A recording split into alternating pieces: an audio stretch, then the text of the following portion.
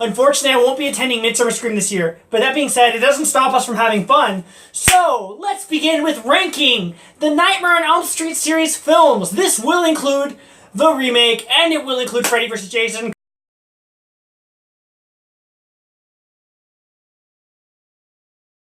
The Dream Child. Why is The Dream Child a terrible movie?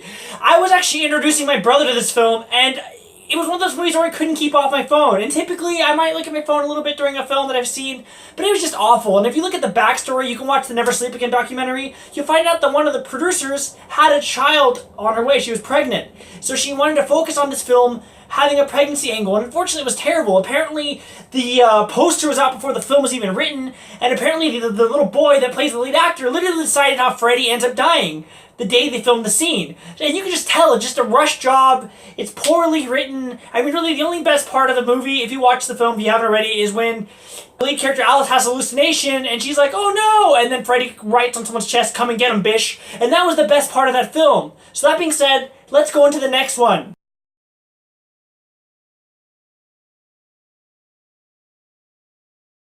We have the remake. Where was the remake bad? You have Jackie Earle Haley. You have a fresh take on it, and that is the problem.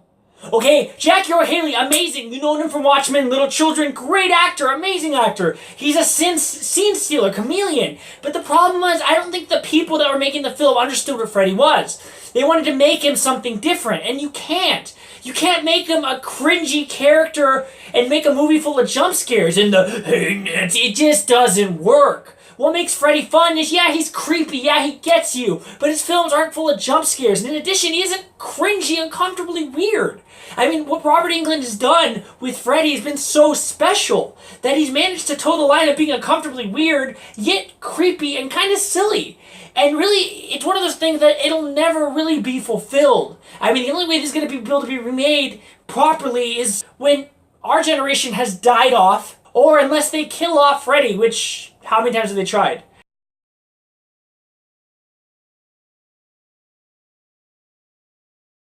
Nightmare on Elm Street 2, Freddy's Revenge. Why is this movie terrible?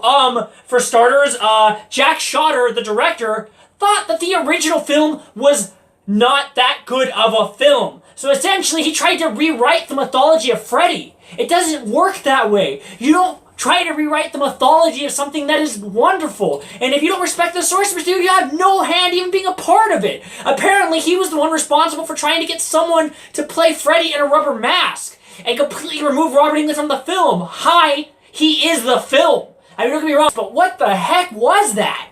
Complete garbage. I mean, you have Freddy coming out of the dream world attacking people without having the influence of his power. I mean, his power only works when he gets you. He completely tries to undo the wheel and make something new, and it doesn't work. You want to go do that, go make something original. But stay away from a beloved franchise. Don't try to undo the mythology. It's ridiculous.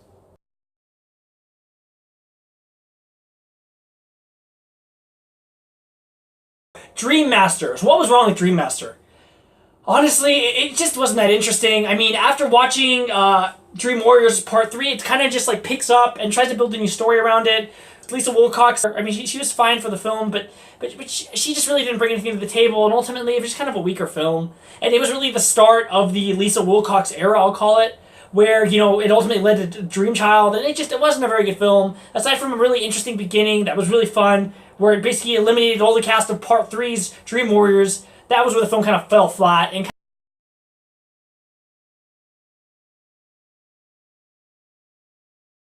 Freddy's Dead. Part 6 of the series. Okay, so this was a really hard list to make, especially coming towards the end. But the issue with Freddy's Dead is it's good and it's funny, but it's Freddy being beyond the point of ever coming back to horror, ever coming back to being scary. It's just really the ultimate extreme version. I mean, you have Freddy cackling while riding a broomstick like the Wicked Witch from Oz going, I'll get you and your little dog too. And I mean, yeah, it's funny, and there's one great scene where he's chasing a character that has hearing aid, Carlos, and he's like sneaking behind him, almost like Looney Tunes style, and it's wonderful. But at the same time, it isn't one of the greatest, but I still really enjoy it. So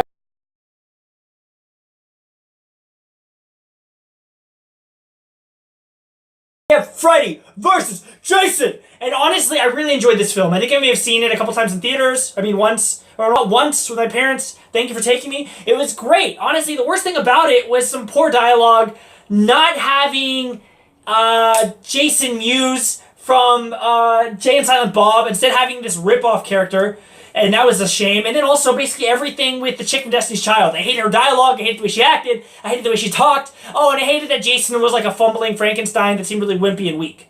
So those are the issues. But really, it's really one of those movies where Freddy shines. When he's like, man, the torpedoes.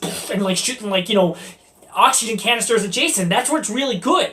But the thing is, you have some poor characters, some lazy writing, and a poor portrayal of Jason. I mean, Kane Hodder, who tried to champion for the role the whole time to get the movie made, ended up getting removed by studio interference. It's like, come on, man, you guys screwed up. You could have had a menacing Jason instead you have like a sympathetic Frankenstein like Jason. It's like, what the heck? Truly a mistake.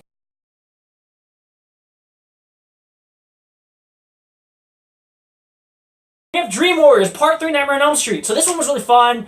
It had Patricia Arquette, which did a really great job. It was really entertaining. It was really that opening door where we got to Freddy being funny and him still being scary and still being manipulative. And it was just a really fun thing. It was like, you know, your imagination can protect you. And it was just a really great movie and really fun. And honestly, I have no complaints about it. It's number 3 because there's too many damn good movies. I mean, honestly, you know what I mean? Like, basically from 1 to 5 is when we're in the fun territory.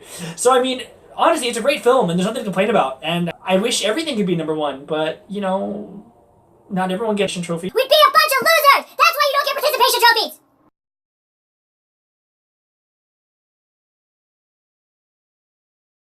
Okay, so this was a hard one. So number 2.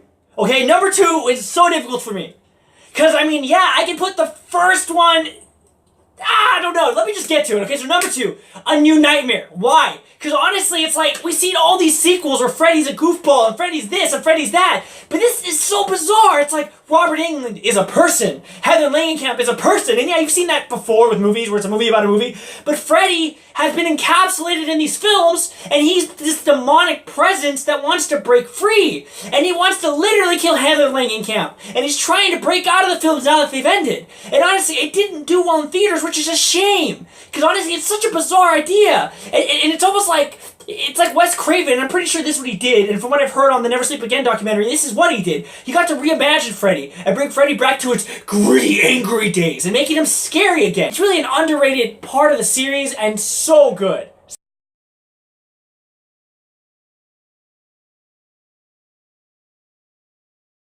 Nightmare on Elm Street! The film that terrified me as a child. I remember reading the cover box art. If Nancy doesn't wake up screaming, she won't wake up at all. I didn't want to go to sleep. And I was 12 years old. Seriously. 12 years old, afraid to sleep. Thankfully, one of my uncles forced me to watch the film, get past that initial fear of Tina Gray getting ripped to smithereens, and honestly, I ended up loving the film. It's one of my favorite films of all time. It is classic, and despite New Nightmare being amazing, you just can't unthrone this classic. I mean, if you don't watch any of them ever for the rest of your life, and you only watch the first one, you will love the character, and you'll be curious about the mythology and how rich and deep it gets. And honestly, I mean, for the longest time, prior to becoming a full-fledged horror fanatic, I was only aware of this film and the remake. And yes, I know the remake. Mr. Deathbed, what's wrong with you? I don't know, but I'm here now. I've learned. So guys, thank you for watching. Sorry I won't be dressed up in one of my cosplays at Midsummer Scream. However, enjoy Midsummer Scream, guys. And as always, thank you for your support. Like, share, and subscribe. Alright, guys.